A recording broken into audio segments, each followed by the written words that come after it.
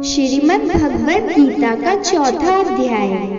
इसके उपरांत श्री कृष्ण महाराज बोले, हे अर्जुन, मैंने इस अविनाशी योग को कल के आदि में सूर्य के प्रति कहा था और सूर्य ने अपने पुत्र मनु के प्रति कहा और मनु ने अपने पुत्र राजा इक्ष्वाकु के प्रति कहा। इस प्रकार परंपरा से प्राप्त हुए इस योग को राजर्षियों ने जाना, परंतु हे अर्जुन, वह योग बहुत काल से इस पृथ्वी लोक में लोप हो गया था।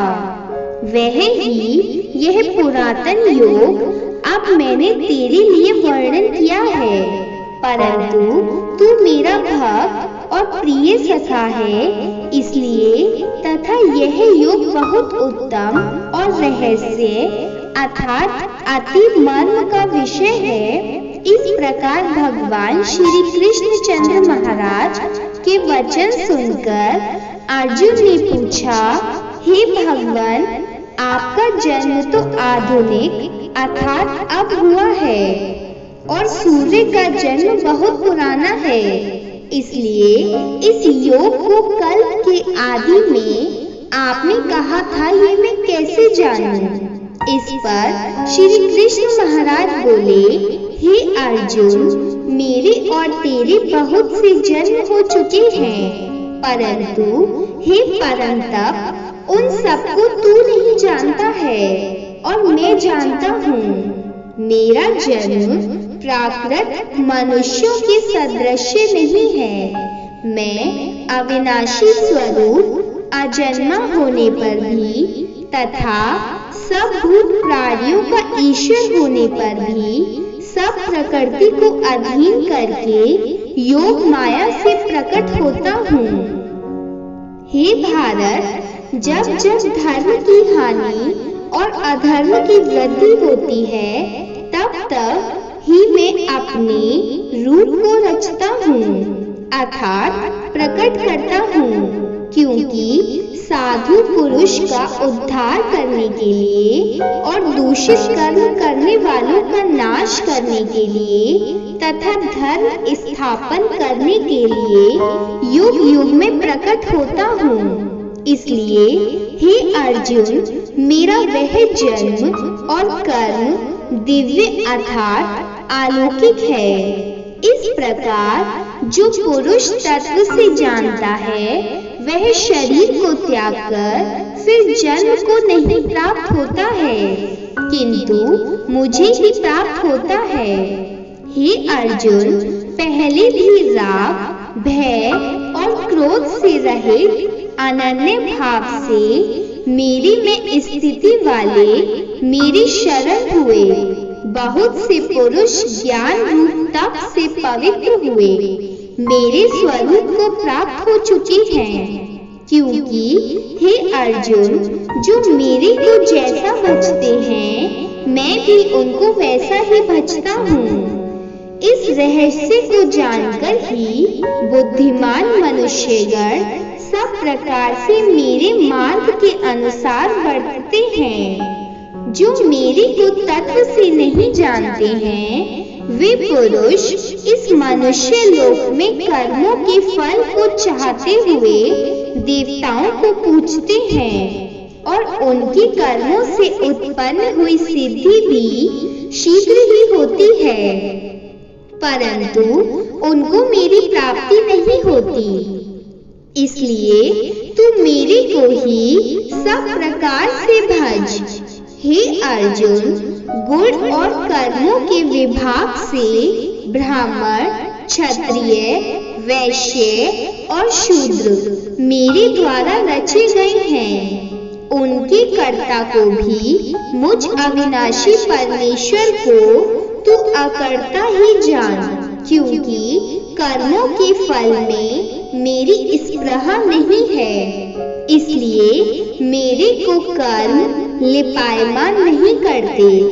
इस प्रकार जो मेरे को तत्व से जानता है, वह भी कर्मों से नहीं बंधता है तथा पहले होने वाले मुमुक्षु पुरुषों द्वारा भी इस प्रकार जानकर ही कर्म किया गया है। इससे तू भी पूर्वजों द्वारा सदा से किए हुए कर्म को ही कर। परंतु कर्म क्या है और अकर्म क्या है, ऐसे इस विषय में बुद्धिमान पुरुष भी मोहित हैं। इसलिए मैं वह कर्म अर्थात कर्मों का तत्व तेरे लिए अच्छे प्रकार कहूँगा कि जिसको जानकर तू अशुभ अर्थात संसार बंधन से छूट जाएगा।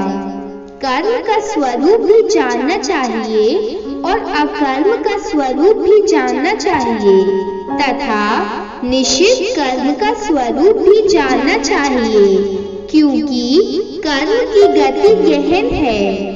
जो पुरुष कर्म के अर्थात अहंकार रहित की हुई संपूर्ण चेष्टाओं में अकर्म अर्थात वास्तव में उनका ना होना पना देखें, और जो पुरुष अकर्म में अर्थात अज्ञानी पुरुष द्वारा किए हुए संपूर्ण क्रियाओं में त्याग में भी कर्म को अर्थात त्याग रूप क्रिया को देखें, वह पुरुष मनुष्यों में बुद्धिमान है और वह योगी संपूर्ण कर्मों का करने वाला है। हे अर्जुन, जिसके संपूर्ण कार्य कामना और संकल्प से रहित हैं, ऐसे उस ज्ञान रूप अग्नि द्वारा भस्म हुए कर्मों वाले पुरुष को ज्ञानीजन भी पंडित कहते हैं। जो पुरुष सांसारिक आश्रय से रहित सदा परमानंद परमात्मा में तृप्त है, वह कर्मों के फल और संगण अथवा कर्तव्य अभिमान को त्याग कर कर्म में अच्छी प्रकार बरतता हुआ भी कुछ भी नहीं करता है।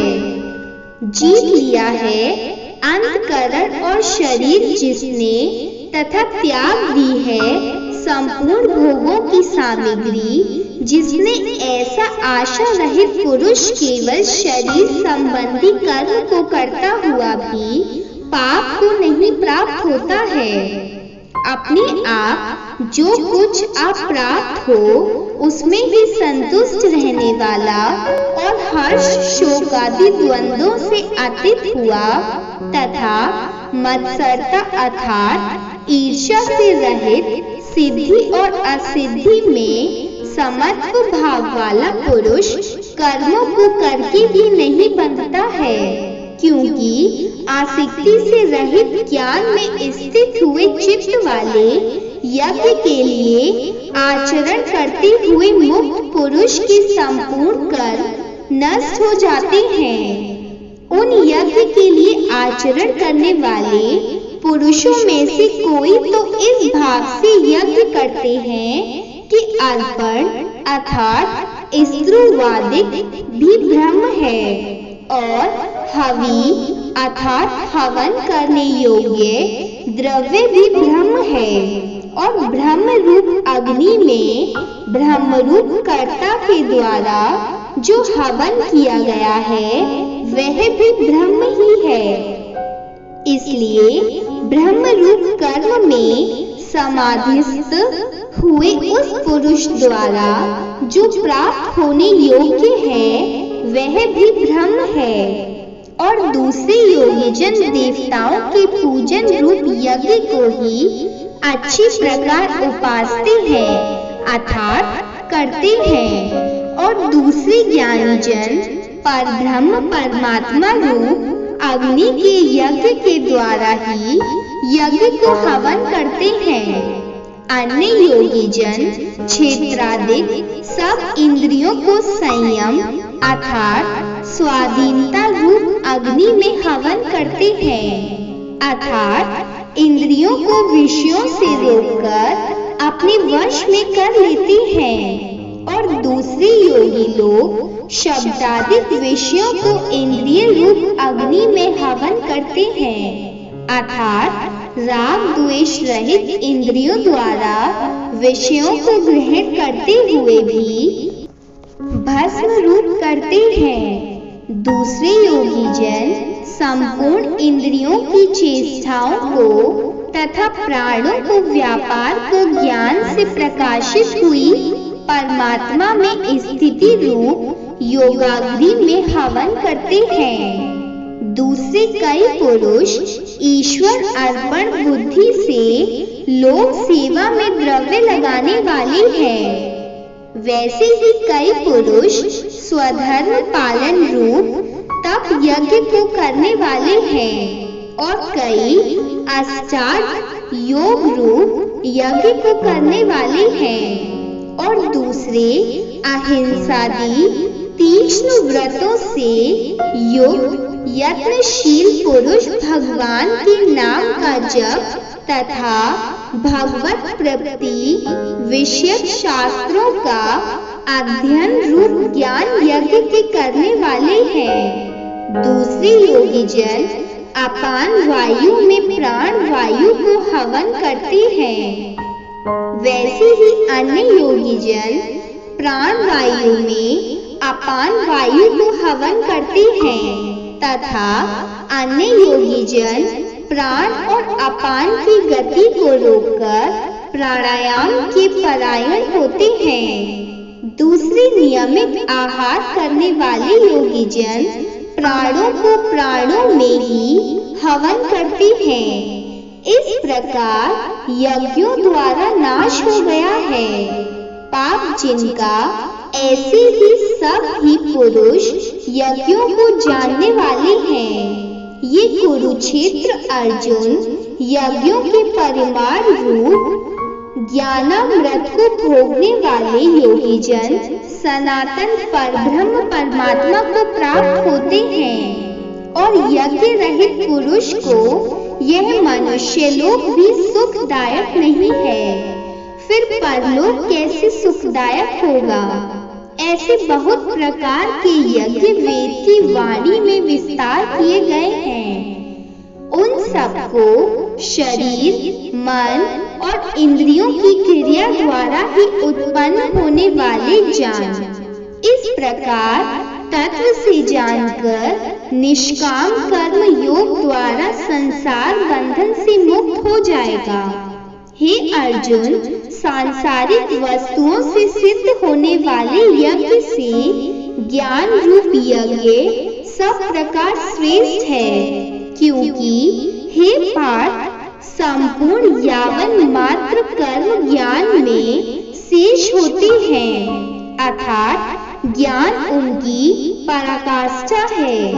इसलिए तत्व को जानने वाले ज्ञानी पुरुषों से भली प्रकार दंडवत प्रणाम तथा सेवा और निष्कपट भाव से किए हुए प्रश्न द्वारा उस ज्ञान को जान वे मर्म को जानने वाले ज्ञानी जन तुझे उस ज्ञान का उपदेश करेंगे कि जिसको जानकर फिर तू इस प्रकार मोह को प्राप्त नहीं होगा। और हे अर्जुन, जिस ज्ञान के द्वारा सर्वव्यापी अनंत चेतन रूप हुआ अपने अंतर्गत समष्टि बुद्धि के आधार संपूर्ण भूतों को देखेगा और उनके उपरांत मेरे में अर्थात सच्चिदानंद स्वरूप में एकीभाव हुआ सच्चिदानंद में ही देखेगा। यदि तू सब पापियों से भी अधिक पाप करने वाला है तो भी ज्ञान रूप नौका द्वारा निसंदेह संपूर्ण पापों को अच्छी प्रकार तर जाएगा। हे अर्जुन, जैसे प्रज्वलित अग्नि ईंधन को भस्म में कर देता है, वैसे ही ज्ञान रूप अग्नि संपूर्ण कर्मों को भस्म में कर देता है। इसलिए इस संसार में ज्ञान के समान पवित्र करने वाला निसंदेह कुछ भी नहीं है।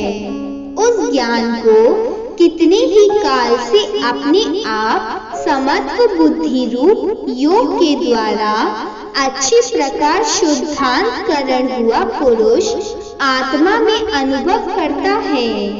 हे अर्जुन, जितेंद्रिय तत्पर हुआ श्रद्धावान पुरुष ज्ञान को प्राप्त होता है। ज्ञान को प्राप्त होकर तत्क्षण भक्त प्राप्ति रूप परम शांति को प्राप्त हो जाता है। हे अर्जुन, भव विषय को न जानने वाला तथा श्रद्धा रहित और संशय युक्त पुरुष परमार्थ से भ्रष्ट हो जाता है। उनमें भी संशय युक्त पुरुष के लिए तो न सुख है और न ये लोक है, न परलोक है, अर्थात यह लोक और परलोक दोनों ही उसके लिए भ्रष्ट हो जाते हैं।